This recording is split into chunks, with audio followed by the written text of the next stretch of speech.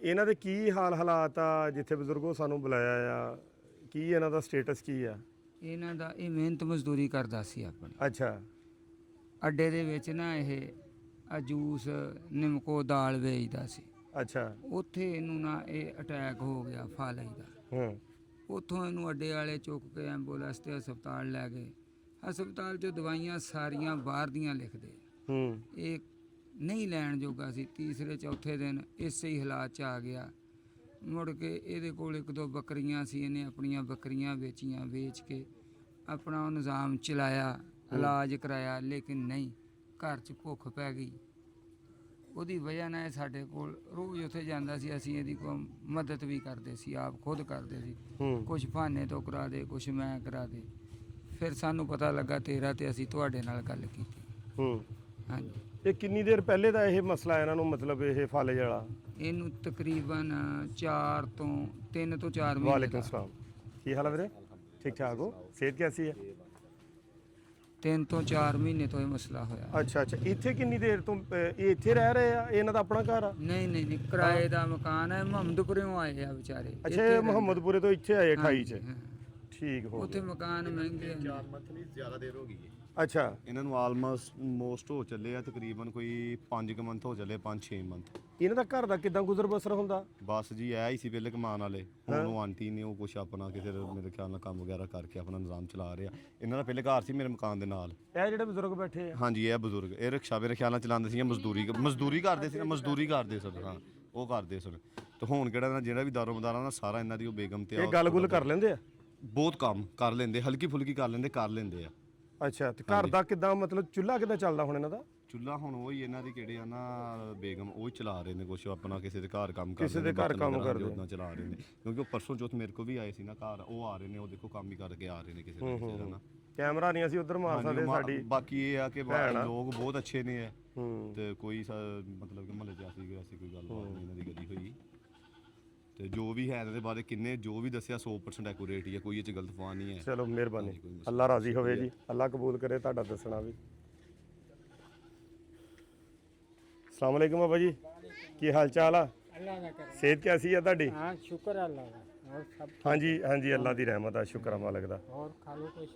ਬਹੁਤ ਸ਼ੁਕਰੀਆ, ਅੱਲਾ ਹੋਰ ਜ਼ਿਆਦਾ ਦੇਵੇ ਜੀ ਤੁਹਾਨੂੰ। आमीन। ਵਾਲੇਕੁਮ ਸਲਾਮ। ਬੇਟਾ ਥੋੜਾ ਜਿਹਾ ਅੱਗੇ ਚਲੇ ਜਾਣਾ, ਅੱਗੇ ਚਲੇ ਜਾਣਾ ਮੇਰੀ ਭੈਣ, ਅੱਗੇ ਚਲੇ ਜਾਣਾ। ਬਹਿ ਜਾਓ ਬਹਿ ਜਾਓ ਬਹਿ ਜਾਓ ਬਹਿ ਜਾਓ ਬਹਿ ਜਾਓ। बाजी तुसी ਅੱਗੇ ਚਲੇ ਜਾਓ, ਪਿੱਛੇ ਫਾਲਜ ਦੀ ਵਜ੍ਹਾ ਨਾਲ ਹੱਥ ਖਿੱਚ ਹੋਇਆ ਹਨਾ।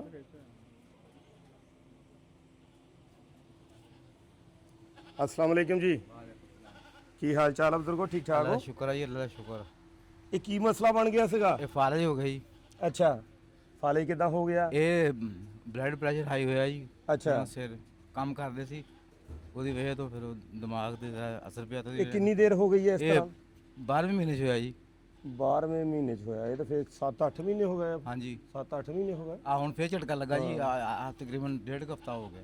ਦੁਬਾਰਾ ਫੇਰ ਹੋਇਆ? ਹਾਂਜੀ। ਅੱਛਾ, ਹੁਣ ਦਵਾਈ ਵਗੈਰਾ ਚੱਲਦੀ ਪਈ ਹਾਂਜੀ, ਹੈ? ਦਵਾਈ ਚੱਲਦੀ ਪਈ।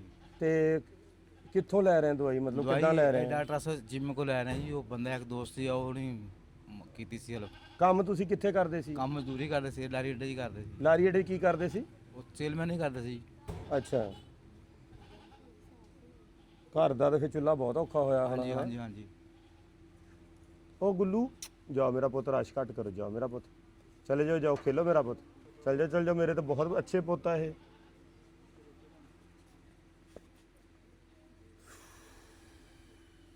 ਬੱਚੇ ਕਿੰਨੇ ਤੁਹਾਡੇ? 4 ਜੀ। ਤੇ ਬਾਜੀ ਹੁਣ ਕਿੱਥੋਂ ਆਏ ਆ? ਬਸ ਇਹ ਨਹੀਂ ਜੀ। ਕੰਮ ਕਰਕੇ ਆਏ ਆ? ਤਸਲਾ ਇਹਨਾਂ ਦੇ ਹੱਥ 'ਚ ਸੀਗਾ, ਉਹ ਪਿੱਛੇ ਰੱਖਿਆ ਥੜੇ ਤੇ। ਹਾਂਜੀ। ਰੋਣ ਕਿਉਂ ਲੱਗ ਪਏ ਆ? ਪਰੇਸ਼ਾਨ ਨਹੀਂ ਹੋਣਾ, ਪਰੇਸ਼ਾਨ ਨਹੀਂ ਹੋਣਾ ਭਾਈਜਾਨ, ਪਰੇਸ਼ਾਨ ਨਹੀਂ ਹੋਣਾ।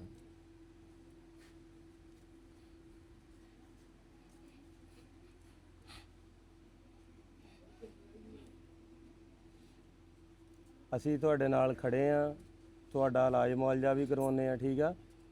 ਤੇ ਬਾਕੀ ਤੁਹਾਡਾ ਸਾਥ ਦੇਵਾਂਗੇ ਪੂਰਾ ਅਸੀਂ, ਠੀਕ ਆ? ਪਰੇਸ਼ਾਨ ਨਹੀਂ ਹੋਣਾ ਹੈ।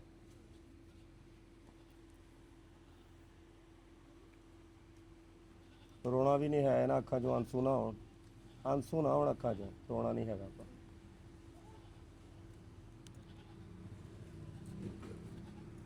ਇਹਦੇ ਵਿੱਚ ਨਾ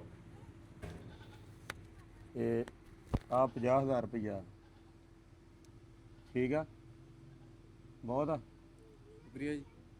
ਸ਼ੁਕਰੀਆ ਕਾਹਦਾ, ਅੱਲਾ ਪਾਕ ਨੇ ਕੀਤਾ, ਮੈਂ ਤਾਂ ਕੁਛ ਨਹੀਂ ਕੀਤਾ।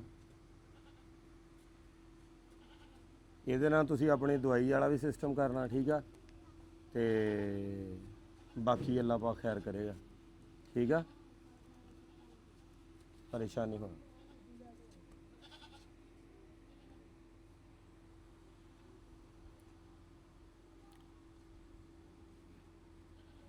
ਬੰਦਾ ਹੋਰ ਪਰੇਸ਼ਾਨ ਹੋ ਗਿਆ ਨਾ, ਹੈ ਪਰੇਸ਼ਾਨ ਤੇ ਹੋਣਾ, ਇਹ ਘਰ ਦਾ ਚੁੱਲ੍ਹਾ ਹੀ ਨਹੀਂ ਚੱਲਦਾ ਉਹਦੇ ਚ ਬੜਾ ਚੱਲੇਗਾ ਚੁੱਲ੍ਹਾ ਇਨਸ਼ਾਅੱਲਾ। ਚੁੱਲ੍ਹਾ ਰੱਬ ਨੇ ਚਲਾਉਣਾ, ਇਹ ਅੱਲਾ ਪਾਕ ਨੇ ਭੇਜੇ ਆ, ਠੀਕ ਆ, ਅੱਲਾ ਪਾਕ ਨੇ ਭੇਜੇ ਆ, ਠੀਕ ਆ, ਹਾਂ ਇਨਸ਼ਾਅੱਲਾ ਪਰੇਸ਼ਾਨ ਨਹੀਂ ਹੋਣਾ ਹੈ।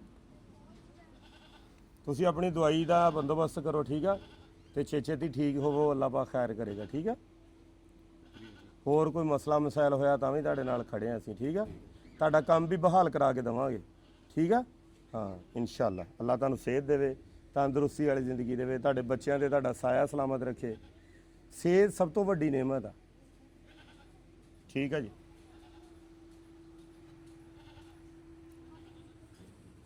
ਅੱਛਾ ਜੀ ਬਜ਼ੁਰਗੋ, ਤੁਹਾਡਾ ਅਸੀਂ ਸ਼ੁਕਰੀਆ ਅਦਾ ਕਰਦੇ ਹਾਂ ਕਿ ਤੁਸੀਂ ਸਾਨੂੰ ਇਸ ਚੀਜ਼ ਲਈ ਜਿਹੜਾ ਆ ਸੱਦਿਆ ਤੇ ਬੁਲਾਇਆ।